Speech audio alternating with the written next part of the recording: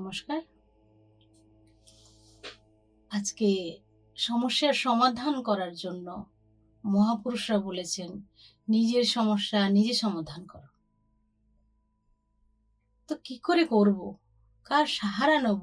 আজকাল তো কেউ কারো সাহারা হয় না। উল্টে যদি আমি বিপদে পড়েছি, লোক পাথর ফেলে।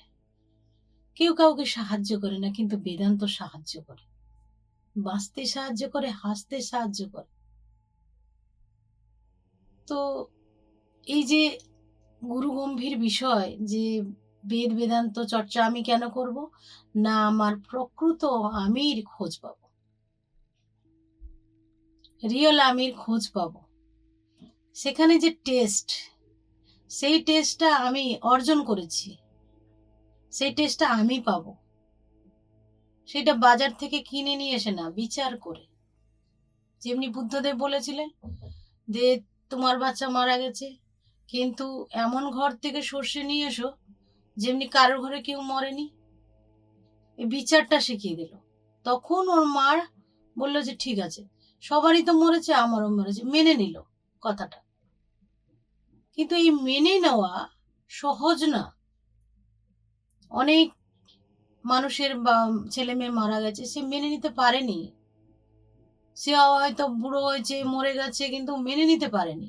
মেনে নেওয়া, এই অ্যাকসেপ্টেন্স, এই যে ভগবান বলতেন যে অ্যাকসেপ্ট করো যে তোমার এটা হয়েছে। আমরা তো মেনে নিতে পারি না।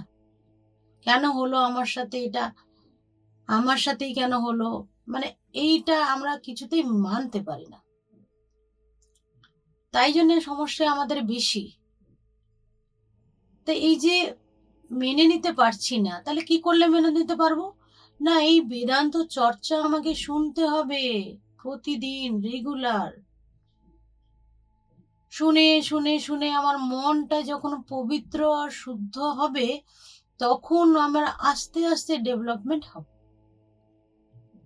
তখন দেখবো আমার সমস্যা আমি সমাধান করছি, প্লাস আমার পরিবারের সমস্যা যদি থাকে আমি সমাধান করছি। আমরা কি করি, আগে আমার সমস্যা সমাধান না করে অন্যের সমাধান করতে যাই, অন্যের সমস্যা সমাধান করতে যাই। এটা ভুল হয়ে যায়। তো বলছে যে যেমনি আমাদের মধ্যে আত্মা থাকে, তো আত্মায় স্বামী বিবেকানন্দ বলছেন আমার ঈশ্বরের উপরে মানুষের কভার। এই যে মানুষের শরীরটা, তার ভেতরে কে আছে? ঈশ্বর আছে। আবরণটা কার? মানুষের।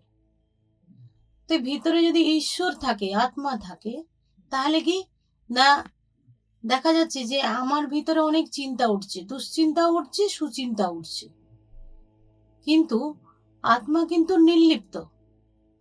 সে আমার পাপে পাপী হচ্ছে না, আমার ভালো গুণে ভালো হচ্ছে না। সে তার মতন আছে। যেমন উদাহরণ, যদি সূর্য, সূর্য সূর্যের কিরণ দিচ্ছে, সে নর্দমার জলে দিচ্ছে, আর সে পদ্ম ফুলকেও তার কিরণ দিচ্ছে, কিন্তু তাতে কি সে সূর্য অপবিত্র হয়ে যাচ্ছে বা পবিত্র হয়ে যাচ্ছে? না। তেমনি আমাদের মধ্যে যে আত্মা আছে, সে আমি যদি ভুল কর্ম করি বা ঠিক কর্ম করি, তার উপরে কোনো ছাপ পড়ছে না। পড়ছে কার উপরে? না, আমার মনের উপরে। যেমনি বাল্মীকি ঋষি, সে সে বাল্মীকি ঋষি, তার আগে উনি ছিলেন কিন্তু রত্নাকর দস্যু। তাহলে আমাদেরকে বিচার করতে হবে যে উনি তো একজনই মানুষ, যে রত্নাকর দস্যু, যে সবাইকে মার্ডার করতেন। তারপরে উনি হলেন বাল্মীকি ঋষি। তাহলে তার পরিবর্তনটা কি হলো? মানে সেই লোকটা তো সে একটাই লোক, কিন্তু সে কি করলো না, সেই রামকে ডেকে ডেকে সেই বেদান্তর মাধ্যমে, তো উনি তখন ওনার চিন্তাগুলোকে, রত্নাকর দস্যুর যে চিন্তাগুলো ছিল, সেখান থেকে সে যে বাল্মীকি ঋষি হলো, সে চিন্তার পরিবর্তন হলো। যে ঈশ্বর উপলব্ধি, আমি যদি ঈশ্বর চিন্তা করতে করতে করতে করতে করতে, তখন আমি ঈশ্বর উপলব্ধি করলাম। যেমনি আমি ভাবি আমি ওর স্ত্রী, ওর স্ত্রী, ওর বউ, এবার ভাবতে ভাবতে ওর বউ হয়ে যায়। তেমনি আমি যদি এই আত্মা বা ব্রহ্মের বিষয়ে চর্চা করি, চিন্তা করি, গভীরভাবে চিন্তা করি, তখন আমার পরিবর্তন একটা আসবে। ধীরে ধীরে পরিবর্তনটা আসবে, সঙ্গে সঙ্গে তো হবে না। তো এই যে পরিবর্তনটা আসলো, এই পরিবর্তনে কিন্তু আমরা আমাদের যে অবস্থা প্রাপ্ত হবে, সেই অবস্থাকে কিন্তু আমাদের পরিস্থিতির সুখ বা দুঃখ আমাদেরকে ছুঁতে পারবে না। পরিস্থিতির যে দুঃখ সুখ, সে আমার কষ্ট দিতে পারবে না, কেন আমি একটা সেই অবস্থা প্রাপ্ত করেছি। যেমনি আমরা ঘুমিয়ে পড়লে সারাদিনের সুখ কি দুঃখ আজ আমরা অনুভব করতে পারি না, ঠিক তেমনি। নমস্কার।